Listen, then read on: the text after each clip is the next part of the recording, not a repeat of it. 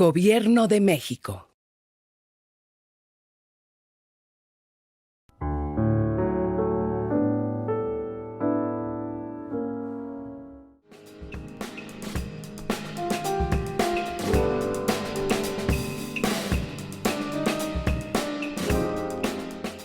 Buenas tardes. Gracias por conectarse. Continuamos con nuestras conferencias, el consultorio médico y COVID-19 que organiza la Comisión Nacional de Arbitraje Médico. El día de hoy tenemos la conferencia El paciente con COVID-19 y la lectura radiográfica en el consultorio. Nos acompaña la doctora Guadalupe Mercedes Lucía Guerrero Avendaño, quien es directora del Hospital General de México, doctor Eduardo Lisiaga. Déjenme comentarles algunos aspectos del currículum académico de la doctora Guerrero. Ella es médico cirujano, egresada de la Facultad de Medicina de la UNAM, con una especialidad tutelar en parasitología clínica del Instituto Nacional de Pediatría, una especialidad en radiodiagnóstico por parte también de la UNAM, una subespecialidad en radiología intervencionista, cuenta con una maestría en administración de sistemas de salud, ha tenido una carrera muy importante a lo largo de su vida académica como profesora de pregrado y posgrado, ha sido editora de diversas revistas de radiología, ha sido jefa del servicio de radiología e imagen del Hospital General de México, es académica de la Academia Mexicana de Cirugía y de la Academia Nacional de Medicina. Actualmente, como les comenté, directora del Hospital General de México y con una amplia producción editorial en artículos nacionales e internacionales en el tema, y le agradecemos a la doctora que haya aceptado participar en esta conferencia. Creemos que es muy importante para todos ustedes, compañeros, que tengan algunos elementos sobre la lectura radiográfica cuando ustedes reciban en el consultorio a los pacientes con COVID leve o moderado y tomen decisiones para su manejo dentro del consultorio o bien su traslado a hospitales de segundo nivel para una mejor atención de este tipo de pacientes. Muchas gracias, doctora. Muchísimas gracias, doctor Meneses. Bien, vamos a empezar a hablar un poco del contexto de la lectura radiológica en el consultorio. O sea, estamos hablando del primer nivel de atención. Lo que pretendo con esta conferencia es hacer una revisión amplia, pero muy precisa, de los cambios que se encuentran en la placa simple de tórax, comúnmente llamada teleradiografía de tórax por una razón, y en los pacientes afectados con coronavirus SARS-CoV-2, la enfermedad conocida como COVID-19. En primer lugar, el estudio que más se realiza en todos los gabinetes en el mundo es la teleradiografía de tórax. Es una placa que se obtiene fácilmente, en la que se radia poco a los pacientes. Es importante que se tome a una distancia considerable, por eso se llama teleradiografía de tórax, porque se toma a mayor distancia que la mayoría de las placas habituales. La mayoría de las placas simples se toman a 1 metro de distancia y la teleradiografía de tórax se toma a 1,80 m. Esto es para evitar la magnificación del corazón y para ver con mayor detalle las afecciones pulmonares y también eliminar un poco la imagen de la caja torácica, de las costillas, columna vertebral.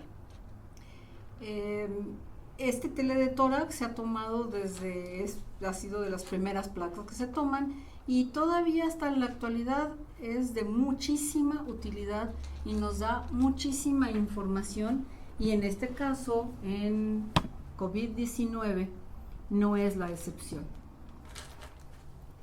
¿Qué es el SARS-CoV-2? Me imagino que ya lo han de haber oído en múltiples ocasiones, sin embargo es importante mencionarlo. Es el virus que está causando esta epidemia en México, esta pandemia en todo el mundo, y que tiene muchas implicaciones sistémicas Sin embargo, se manifiesta, o lo que nos preocupa predominantemente, porque es lo que puede llevar a la muerte, es el síndrome respiratorio agudo severo. La tasa de letalidad de este virus en todo el mundo se ha medido, se ha considerado que va del 2 al 3%, refiriéndose en algunas regiones hasta el 10.8% y tan bajo como el 2.8% en otras. Aquí la vigilancia de los pacientes que cursan con esta infección es muy importante para evitar la propagación, ya que sabemos que la propagación es directamente de los pacientes infectados. Yéndonos un poquito a la historia, que bueno, es historia muy reciente, el 30 de enero de este año, la Organización Mundial de la Salud declara este brote en China, en Wuhan, como una emergencia de salud pública mundial. El 11 de febrero se le da el nombre de COVID-19 y al virus como SARS-CoV-2, y el 11 de marzo de este mismo año es cuando se declara pandemia por su aparición en múltiples países. Esta enfermedad puede ser leve, moderada o grave. Aquí nosotros en tercer nivel de atención lo mencionamos que puede ser grave o severa. Los severos son aquellos que requieren de intubación forzosa y uso de ventilador. Lo más común en esta enfermedad es la neumonía, que eso ya nos habla de una enfermedad grave, el síndrome de dificultad respiratoria, la sepsis generalizada, el choque séptico por infecciones agregadas y la falla multiorgánica y muerte. Este es el caso de la infección grave y severa. Pero puede incluso haber portadores asintomáticos. Puede haber aquellos casos en donde solamente hablamos de una enfermedad leve y algunos en donde hay síntomas respiratorios, pero son respiratorios altos o de enfermedad respiratoria baja, sin embargo, que no llega a provocar una neumonía y entonces se considera moderada. La incubación de este virus va desde 2 hasta 13 días, con un promedio de 5 a 7 días, y la principal fuente de contagio son los aerosoles de los pacientes que están infectados con este virus. La tos, los estornudos y todo tipo de aerosoles, los aerosoles que se generan cuando se intuba a un paciente, esos aerosoles son los que más pueden contribuir al contagio entre las personas. Por esto mismo es que es sumamente importante evitar los aerosoles y la utilización del cubrebocas, que tiene que ir predominantemente dirigido a aquellos que pudieran ser portadores asintomáticos, que puede ser cualquiera, y a los que estamos en el sector salud. Pueden haber contagios también a partir de portadores asintomáticos, y aquí es donde cobra especial interés e importancia esta enfermedad, porque podemos estar rodeados de portadores asintomáticos sin conocerlo y debemos de extremar entonces las medidas de precaución, por eso la sana distancia, la higiene de manos y el uso de cubrebocas. Y también aquellas personas que están en periodo de incubación de la enfermedad. Hemos aprendido muchísimo de este virus durante estos meses de la epidemia en México. Una de las cosas que hemos aprendido es que es un virus que cambia día a día, que cada día nos sorprende más, porque originalmente se pensaba que era un virus exclusivamente respiratorio y ahora hemos visto que tiene una afección sistémica y que tiene además predilección por sistema nervioso central. Incluso hemos visto que la entrada es a través de mucosa nasal, pero puede viajar a través de los nervios. Es por esto que en gente joven sabemos que la manifestación más constante es la anosmia y la disgusia. Los síntomas que se presentan en los casos moderados y severos es fiebre, No se presenta fiebre en todos los pacientes, pero sí es uno de los síntomas más constantes: fiebre elevada, arriba de 38 grados, mialgias, artralgias, cansancio y síntomas respiratorios, sobre todo la tos seca. Aquí sí es muy importante hacer una diferenciación con la tos seca, porque cuando un paciente empieza con tos puede evolucionar a la neumonía, o tenemos que estar pendientes de que no evolucione a neumonía. Generalmente el inicio es menos brusco que en una gripe común, y los síntomas de vías aéreas superiores pueden estar ausentes o ser leves, ser poco importantes. Y aquí es donde también podemos hacer una buena diferenciación con la influenza. El diagnóstico debemos de considerar siempre como el estándar de oro a la PCR. ¿Por qué? Pues porque es la única prueba que nos demuestra la presencia del virus. Todavía las pruebas rápidas nos permiten conocer las inmunoglobulinas, pero sabemos que dependiendo del momento en el que se tomen, su utilidad o no. La PCR es y seguirá siendo el estándar de oro hasta la fecha. Pueden haber falsos negativos, lo cual es cierto, pueden haber falsos negativos, pero esto es básicamente cuando hay problemas técnicos al momento de la toma de la muestra. Entonces, entre más tiempo lleve la persona haciendo hisopados, es más probable que haya menos errores. Esto quiere decir que ahorita, a 6 meses de que iniciamos la epidemia, es más probable que haya menos conflictos con la toma de los hisopados y que la técnica se haya mejorado en forma considerable. Por radiología hay 2 estudios que nos ayudan muchísimo para conocer si existe o no infección por SARS-CoV-2, COVID-19, y una de ellas es la teleradiografía de tórax, de la que ya les hablé, y la tomografía computada de tórax.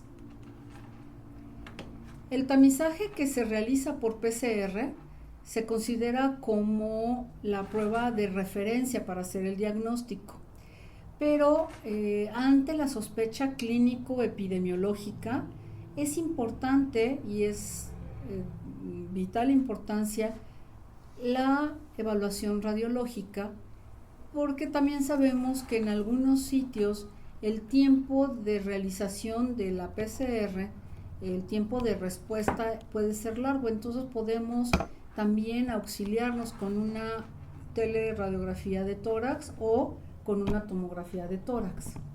Hay sitios en donde se tienen los resultados de la PCR después de 24 horas por las cargas de trabajo, pero hay otros donde se tiene antes. Sin embargo, la utilidad de la placa simple de tórax ha sido valiosa.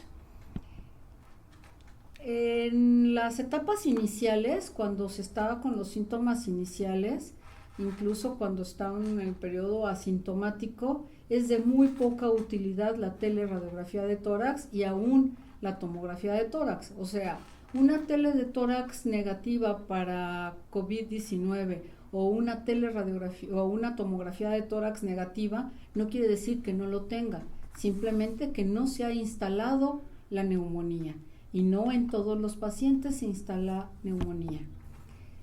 Sabemos que las vías aéreas superiores es la principal vía de contagio, aunque también las conjuntivas, y que esto viene de otros pacientes ya infectados a través de aerosoles que se pueden dar de momento o por contacto prolongado. También sabemos con este virus, y esto lo hemos aprendido a lo largo de los meses, que es directamente proporcional la cantidad del inóculo con la importancia o la cantidad de la sintomatología. Un paciente que ha tenido un gran inóculo va a desarrollar muchos síntomas. Entonces, pacientes que además tienen comorbilidades como son obesidad, hipertensión y diabetes predominantemente, son pacientes que corren mayor riesgo. Nosotros en el Hospital General de México, y esto lo hablo como dentro de las estadísticas, hemos visto que dentro de los pacientes que han fallecido por COVID-19, la mayor parte de ellos, el 40% de ellos, está asociado con obesidad mórbida, y el resto con primer lugar hipertensión y segundo diabetes. Son las 3 comorbilidades mayormente asociadas a defunción en COVID-19. También es muy importante considerar la edad de los pacientes. Hemos oído que es una enfermedad que afecta a pacientes de mayor edad. En México tenemos ya una experiencia durante estos meses y hemos visto que los pacientes que más defunciones tienen son los que están entre los 55 y 60 años de edad. Esto es menor que en otros países. En otros países se habla de pacientes de mayor edad, pero aquí asociado a la obesidad es donde hemos visto que se reduce la edad de defunción en nuestro país. De hecho, los pacientes que más hemos recibido en el Hospital General de México, enfermos, no necesariamente las defunciones, los más enfermos están desde los 18 años de edad hasta tuvimos un paciente de 103 años de edad, pero el grupo más grave eran de 50 a 54 años y las defunciones se han presentado más desde los 55 a los 60. Ahora, la sintomatología también se presenta diferente de acuerdo al grupo de edad. Los pacientes más jóvenes presentan con más frecuencia anosmia y disgusia, y los pacientes de mayor edad presentan mayormente síntomas de neumonía. Entonces, en la tomografía, de acuerdo a las edades, se ha reportado que en los de mayor edad presentan lesiones consolidadas. Esto quiere decir los focos neumónicos bien definidos, que se los mostraré posteriormente, y en pacientes más jóvenes la imagen más frecuente es la imagen en vidrio despulido. Aquí vemos un paciente que clínicamente tenía datos compatibles con COVID-19. La primera imagen, la que está como A, es un día de evolución. La siguiente era a los 4 días y la última a los 6 días. Y pueden ver cómo ha ido evolucionando desde una placa que se ve aparentemente normal. A ver, aquí cómo vamos a saber que es una placa normal. Bueno, sabemos que es una placa donde el parénquima pulmonar se ve radiolúcido, se ve negrito, donde se ve la vascularidad pulmonar, y se ve la trama bronquial aparentemente sin problemas. Sin embargo, empezamos a ver a los 4 días un infiltrado intersticial que se empieza a ver como este puntilleo que se ve ahí distribuido en una forma heterogénea en ambos pulmones. Y por último ya podemos ver consolidaciones. Cuando se ven las consolidaciones quiere decir que ya hay focos neumónicos. Entonces este paciente empezó con una tele de tórax normal, posteriormente se empiezan a ver las imágenes en vidrio despulido y al final se ve un patrón reticular con estas opacidades que nos hablan ya de una neumonía. La afectación más frecuente en COVID-19 es esta imagen en vidrio deslustrado o despulido, que puede ser aislado, o sea, puede estar exclusivamente esta imagen, o bien también combinado con las consolidaciones que se dan en la neumonía. Esos son los hallazgos más comunes. ¿Qué quiere decir la imagen en vidrio despulido o vidrio deslustrado? Es una opacificación del parénquima pulmonar que hace que se vea más blanca la imagen, menos radiolúcida, hay un aumento en la atenuación, pero menos blanco, menos radioopaco que una consolidación. Esto quiere decir que se va a ver con un aumento en la intensidad, se va a ver más blanco, pero no tanto como se alcanzan a ver los nódulos en una neumonía. Si, cuando es una imagen por vidrio deslustrado o vidrio despulido, se alcanzan a distinguir los vasos pulmonares. No así cuando ya existe una consolidación, que es cuando ya estamos hablando de focos neumónicos. Y esto nos representa una ocupación parcial del espacio aéreo. A manera de repaso, la consolidación se refiere a la ocupación del espacio aéreo, pero una ocupación completa por productos patológicos que pueden ser pus, agua, sangre, etc. Y aparece como un aumento homogéneo de la densidad parenquimatosa pulmonar, o sea, se ve una imagen redonda, opaca, que oculta los márgenes de los vasos y de las paredes bronquiales. No alcanzamos a ver la imagen de los bronquios, que son radiolúcidos, ni la de los vasos, que son radiopacos, sin embargo, muy tenue.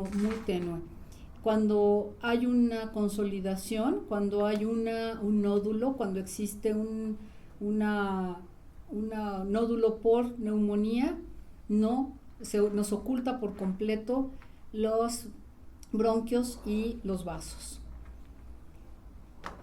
En la mayoría de los casos, esta teleradiografía de tórax, nos muestra estas imágenes de vidrio deslustrado o de vidrio despulido con predominio en las bases de los pulmones, periférico y simultáneo en ambos pulmones. Cuando es un nódulo de una neumonía bacteriana, generalmente es en un solo pulmón. Cuando es de focos múltiples, la vemos en ambos pulmones. En el caso de la neumonía por COVID-19, predominantemente es en las bases de los pulmones, a las periferias de los pulmones y en forma bilateral. Si estamos viendo opacidades centrales en un solo pulmón y unilateral, y además hacia los ápices, probablemente no se trate de una neumonía por COVID-19. Estos son los hallazgos más frecuentes en pacientes con COVID-19 y son las opacidades retículo-alveolares, las opacidades en vidrio despulido, la consolidación. Estos son los 3 datos predominantes en una neumonía por COVID-19. Pero, como les menciono, es más frecuente en las periferias, basales y en forma bilateral. Estos son datos muy importantes que hay que aprenderse bien, porque esto ya se ha demostrado y está descrito en múltiples publicaciones que se han hecho en todo el mundo, y México no está exento de estos hallazgos.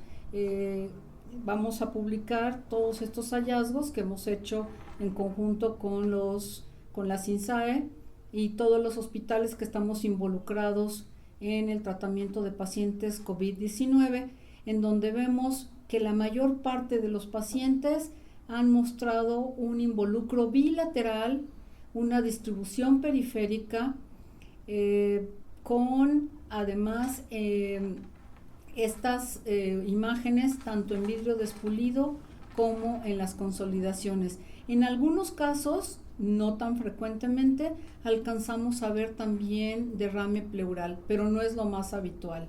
Entonces, repitamos lo mismo.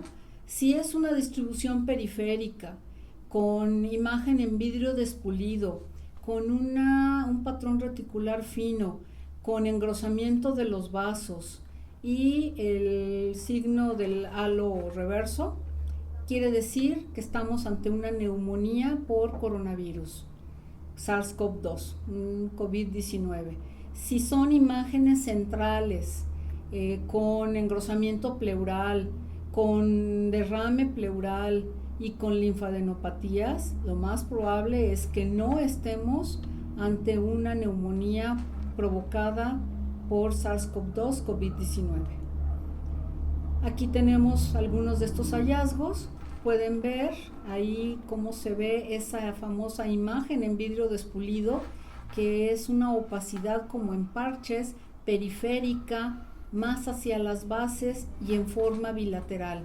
Se nota mucho más en el paciente central, en el B, en donde pueden ver esa imagen en vidrio deslustrado. No son las escápulas que estén encimadas, es una tele de tórax tomada con buena técnica, y en donde podemos ver esa imagen de vidrio despulido en forma bilateral, periférica y predominantemente hacia las bases.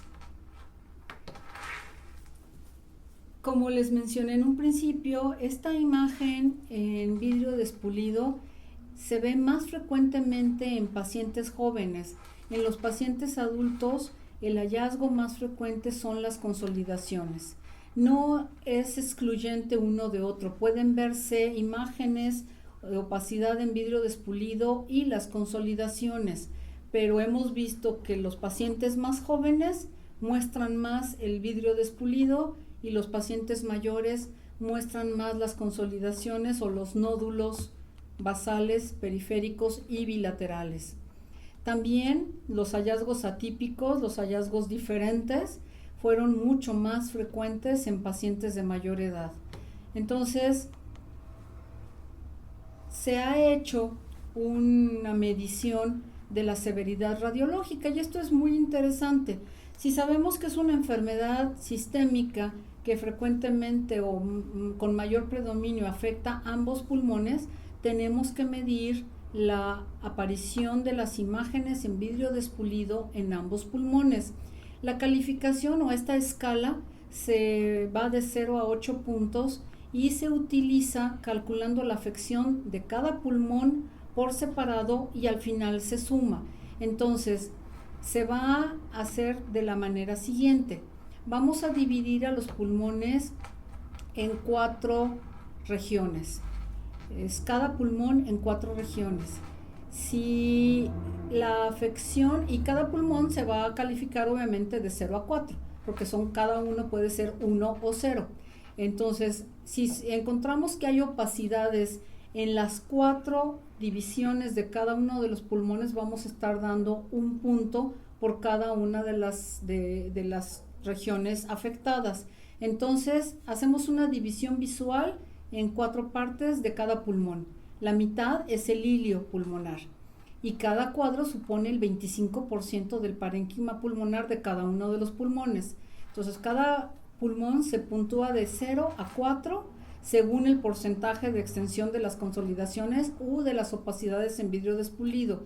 ¿Qué quiere decir esto? Que bueno, si tenemos una opacidad, un foco neumónico, un nódulo, una opacificación redonda, o bien tenemos la imagen en vidrio despulido, igual se le va a dar 1 si aparece en cualquiera de las 4, lo que nos puede dar hasta 8 si están afectados los 2 pulmones en la totalidad de los pulmones. Evidentemente el 8 es la calificación más grave y 0 es cuando no hay afección. Entonces, el punto final es la suma de todos estos puntos para saber la gravedad. Cuando se considera normal es cuando es 0, cuando no vemos esta imagen de vidrio despulido en ninguno de los cuadrantes, en ninguno de los 2 pulmones. Leve cuando encontramos un 1 o 2, o sea, quiere decir que hay una imagen en vidrio despulido u opacidades en solamente 2 de los 8 cuadrantes. Moderada cuando sumamos de 3 a 6 y severa cuando hablamos de más de 6. Cuando hablamos de más de 6 estamos hablando de más del 75% de ocupación pulmonar bilateral.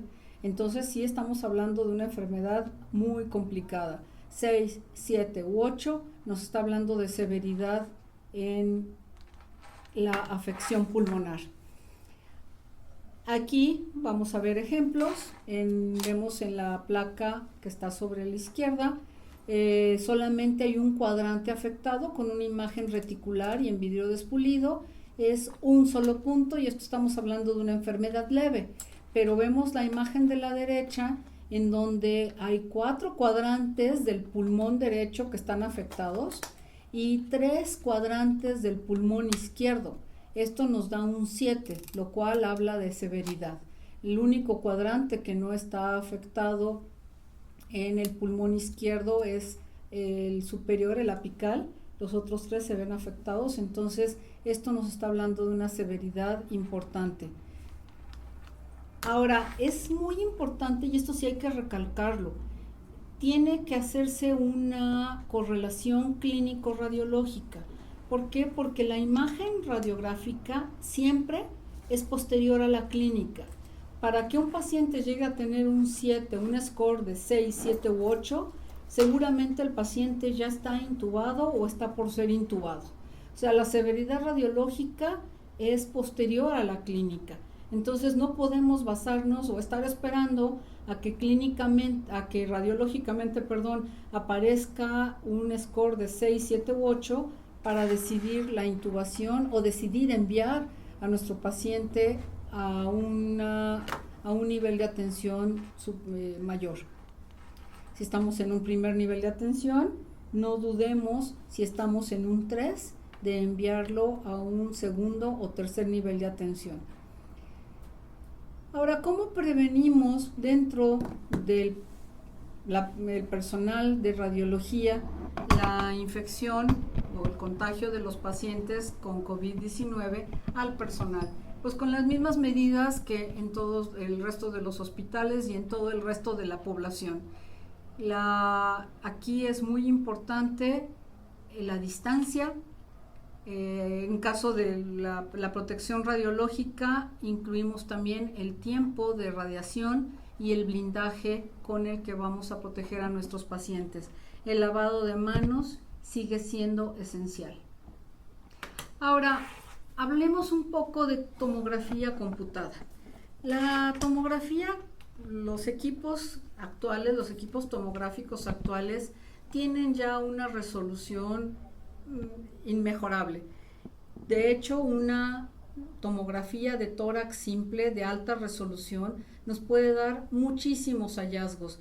Es efectivamente de alta resolución y la mayor parte de los pacientes con COVID-19 han mostrado el patrón del vidrio despulido con la GGO, quiere decir la imagen en vidrio despulido, con elongación vascular, pueden haber bronquiectasias y las consolidaciones, pero igual que en la tele de tórax, son más frecuentes en forma periférica, es una distribución periférica, bilateral y sobre todo en las bases de los pulmones y en ambos lados.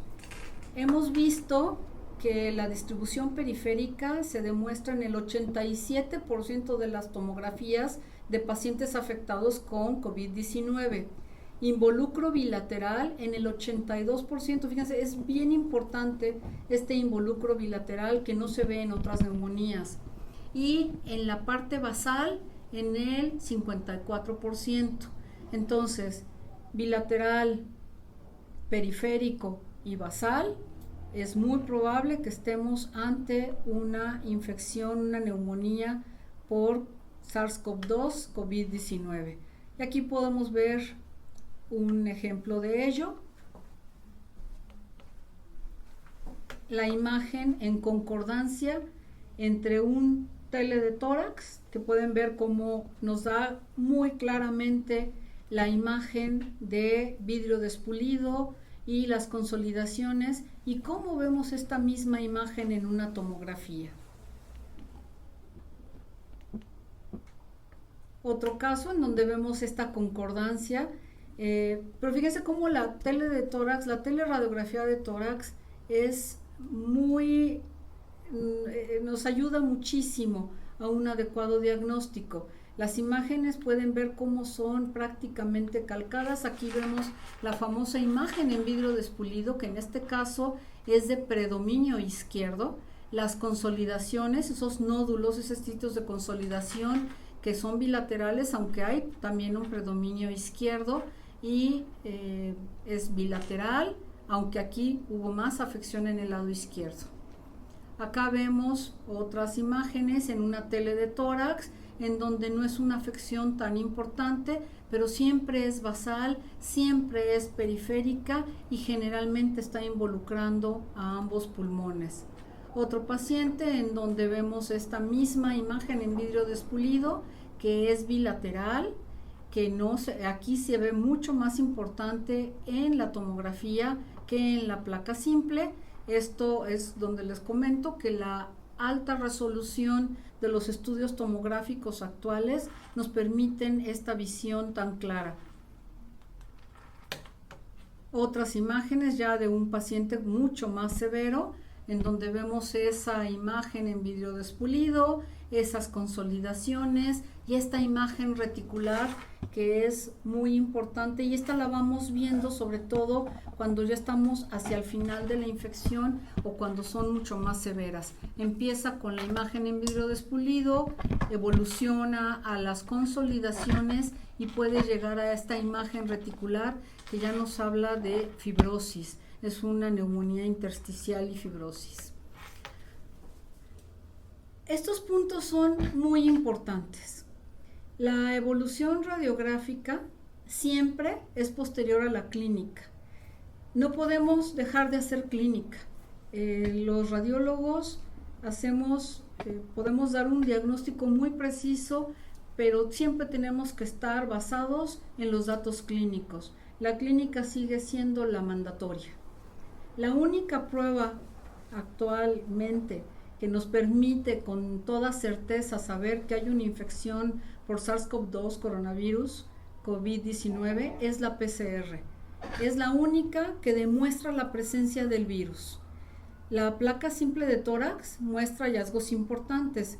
Sin embargo, la tomografía de tórax de alta resolución tiene mucho mayor especificidad, pero también es muy importante que recordemos que la radiación ionizante, que es la que se emite cuando se toma cualquier placa simple de tórax o cualquier tomografía, es 400 veces mayor la que se utiliza en una tomografía de una región, una tomografía simple de una región. ¿Qué es lo que se hace con la tomografía de tórax de alta resolución? Es una sola región, pero son 400 veces la radiación que se emite para tomar un tele de tórax.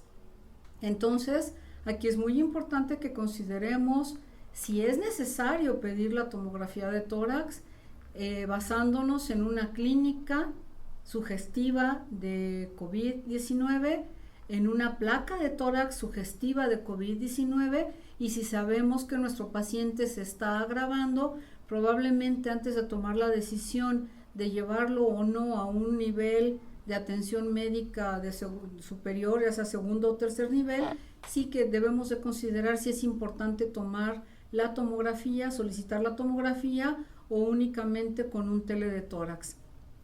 Es mucho más fácil tener una placa simple de tórax que una tomografía, pero aquí también es bien importante tener quien les haga una adecuada interpretación, pero los hallazgos que les he mencionado durante la plática creo que son muy obvios y creo que pueden ayudarles a todos ustedes a que puedan diferenciar entre una neumonía por COVID-19 a neumonías diferentes. Y me parece que eso es todo. Este es un video que preparamos en el hospital, es el 5º comunicado que se preparó a todo el personal del hospital, en donde pueden ver todo lo que se ha hecho. Esto es propaganda mi hospital.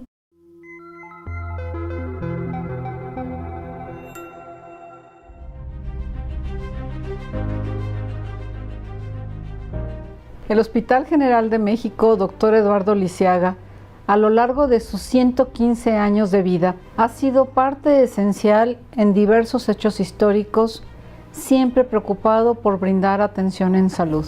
La pandemia de COVID-19 ha representado un gran reto, tanto para la atención de pacientes como para mantener el adecuado funcionamiento de las instituciones de salud. Somos el hospital más grande del país, por lo que desde el inicio de esta pandemia hemos puesto en marcha programas que benefician tanto a los pacientes como al personal de salud. Tuvimos la necesidad de reconvertir camas de hospitalización de los servicios de infectología, torre de cardiología, neumología y angiología, torre quirúrgica y urgencias, con sus terapias intensivas correspondientes para la atención de pacientes con COVID-19.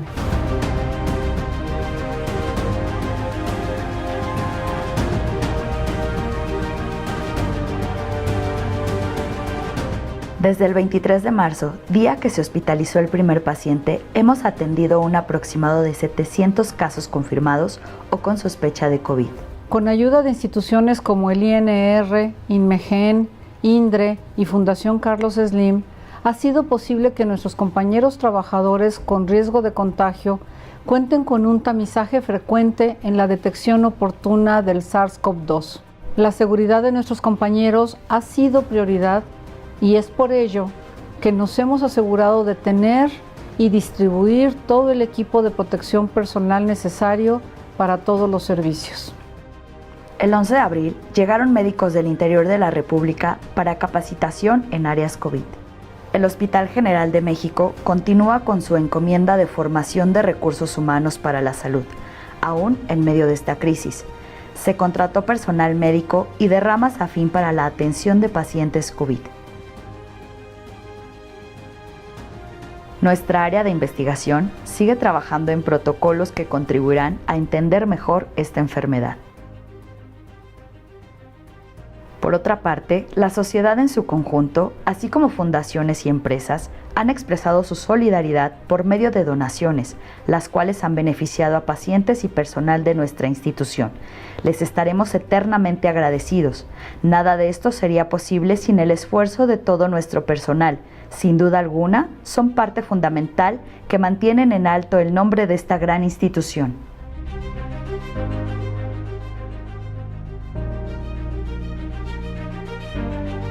El COVID-19 cambió nuestras vidas y la manera en que hacíamos las cosas en este Hospital General de México, Dr. Eduardo Lisiaga, por lo que agradezco el esfuerzo personal de cada uno de ustedes, su compromiso con el trabajo en equipo y su entrega con cada paciente. Compañeros, sé que estos meses han sido muy difíciles para todos nosotros. Los invito a continuar con todo su esfuerzo para apoyar a todos nuestros pacientes. Vamos a salir pronto de esta pandemia. El mejor trabajo es aquel que se hace en equipo, y en el Hospital General de México somos el mejor equipo. Gracias por todo, héroes. Y quiero comunicarle a todos mis compañeros que gracias por su apoyo y que vamos a seguir adelante de todo esto. Quiero darles las gracias por todo su apoyo a todos los trabajadores del Hospital General ante esta pandemia. Muchas gracias, sigamos adelante. Sigamos dando frente a esta batalla que es de todos. Gracias por estar, juntos saldremos adelante. Gracias, compañeros. Recuerda que en tiempos difíciles la templanza y fortaleza hacen la grandeza. Tú haces la diferencia. Gracias por su colaboración y un fuerte abrazo a todos. Gracias. Juntos saldremos todos adelante de esta pandemia. Le agradecemos a todos los compañeros del Hospital General y todos los hospitales de la República el apoyo que estamos dando a todos los enfermos y la ayuda que estamos brindándoles para todos los compañeros también. Juntos saldremos adelante. Gracias por su esfuerzo, dedicación, trabajo y sacrificio. Agradecemos y valoramos tu esfuerzo. Sabemos que estás cansado físico y emocionalmente, pero haciendo equipo podemos salir adelante. El hospital aún te necesita y recuerda que te cuido, me cuidas. Al personal de enfermería, gracias por todo tu esfuerzo y gracias por tu dedicación de día a día. Somos pieza fundamental en esta batalla y por eso queremos agradecer su sacrificio, su esfuerzo y sobre todo su entrega. Es tiempo de agradecer a nuestros médicos, enfermeras, químicos, afanadores, camilleros, personal administrativo, a todos ellos gracias por la cooperación que realizan ante esta pandemia. Cada día avanzamos y luchamos y todo esto tiene un gran propósito y lo que nos mueve pues es la empatía y el amor a lo que hacemos. Sé que esto aún no termina, pero con ayuda de todos podremos salir adelante. Dándole gracias a todos los compañeros del Hospital General Eduardo Lisiaga por este esfuerzo que se está haciendo conjuntamente para el bienestar de todas las personas.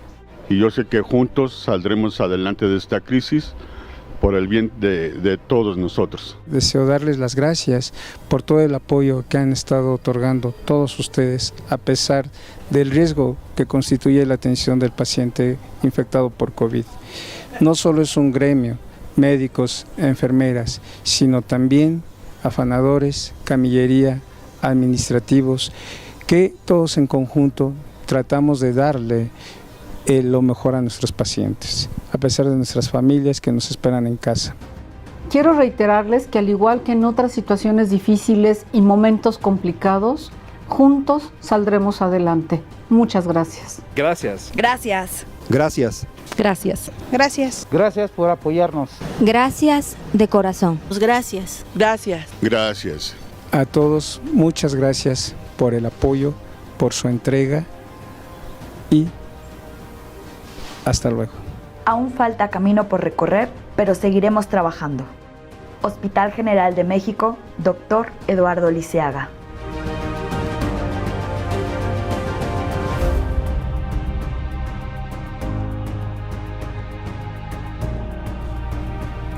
Doctora Guerrero, le agradecemos su participación en esta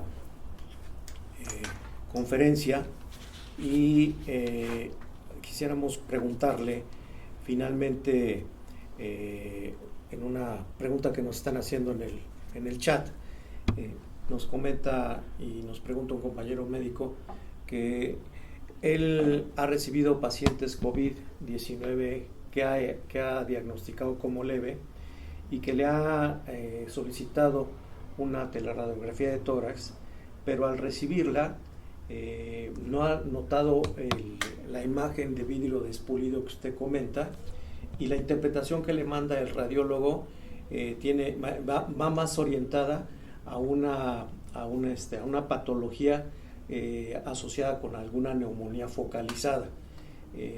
Si usted nos quisiera comentar qué elementos podría tener el médico más en esta interpretación radiológica que pudiera ser de apoyo para él. Sigue trabajando en protocolos que contribuirán.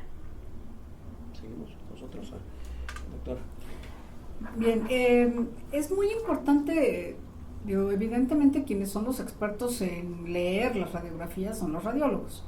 Entonces, si el radiólogo le menciona el patrón en vidrio despulido o los focos neumónicos bilaterales, basales y periféricos, pues es muy probable que se trate de una infección por SARS-CoV-2, COVID-19. Si no es así, bueno, también sabemos que hay otro tipo de neumonías o bronconeumonías o incluso bronquitis que pueden dar otro tipo de manifestaciones. No todo lo que hay en pulmones es COVID-19. Entonces, yo creo que aquí es muy importante la correlación clínico-radiológica. Hemos visto que en casos leves no hay hallazgos en tele de tórax ni en la tomografía, porque los casos leves no llega a hacerse una neumonía. Entonces, si le reportan que existe una neumonía y tiene datos clínicos y tiene una PCR positiva, pues entonces ya no estamos hablando de una neumonía leve, de un caso leve, sino ya estamos hablando de un caso que puede ser moderado, porque ya hay hallazgos radiológicos. Entonces, en los casos leves, probablemente sea únicamente una imagen en vidrio despulido, y eso si llegara a haber hallazgos. Muy bien, doctora. Pues, finalmente, compañeros, hay que tener presente siempre esta integración diagnóstica, donde la clínica es primero y después es mandatoria, y después están los estudios paraclínicos, las radiografías. Recuerden ustedes también el uso de la medición de saturación de oxígeno y evidentemente la prueba fundamental para confirmar o no si es COVID-19 es la prueba PCR positiva. Agradecemos nuevamente a la doctora Guerrero su participación. Doctora, de verdad le damos unas infinitas gracias por parte de CONAMED, su participación en esta conferencia, y a nuestros compañeros que están conectados los invitamos para el próximo martes 29 de septiembre a las 3 de la tarde, como siempre. Vamos a tener una conferencia que hemos titulado COVID-19 y diabetes mellitus, que ahora está presente mucho en discusión. ¿Por qué es tan debutando como diabéticos algunos pacientes con COVID-19, y nos acompañará el doctor Nils Wacher. Les recordamos que esta conferencia del día de hoy y las que ustedes han visto las semanas anteriores, las pueden ustedes consultar todo el video a través de nuestra página www.go.mx/CONAMED, y ahí tendrán ustedes el slider donde aparece el ciclo de conferencia del consultorio médico y COVID-19. Cualquier otra consulta, ustedes pueden hacerlo a través del chat de Facebook Live de la CONAMED, o nos pueden escribir a la revista conamed@conamed.go.mx. Les agradecemos su participación, su conexión, y los esperamos el próximo martes. Muchas gracias.